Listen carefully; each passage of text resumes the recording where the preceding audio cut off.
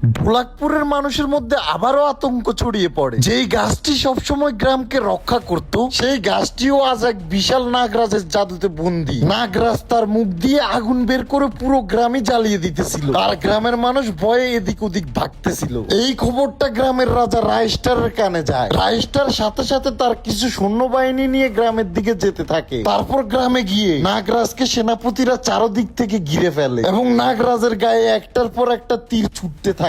কিন্তু তারপরও নাগরাজের কিছুই হইতেছিল না। তখনই নাগরাজ এক জটকায় সবাইকে অনেক দূরে ফেলে দেয়। এটা দেখতেই রাজা রাইস্টার বুঝে যায় এটা কোনো সাধারণ নাগরাজ নয়। তারপর রাইস্টার রাগান্বিত স্বরে বলে, কে তুই? আরে ঢোলাকপুর গ্রামটার ক্ষতি কেন করতেছিস তুই? এটা শুনে নাগরাজ সাপ থেকে একটা মানুষের রূপে চলে আসে আর বলতে থাকে, ধ্বংস করবো না তো কি করব? হ্যাঁ, সব ধ্বংস করে ফেলবো। কি করেছিল এই গ্রামবাসীরা জানতে চাস তুই? 50 বছর আগে গ্রামের সবাই মিলে রাহুল নামের একটা ছেলেকে চুরির মিথ্যা অপবাদ দিয়ে গাছের সাথে উল্টো করে ঝুলিয়ে রেখে চলে যায়।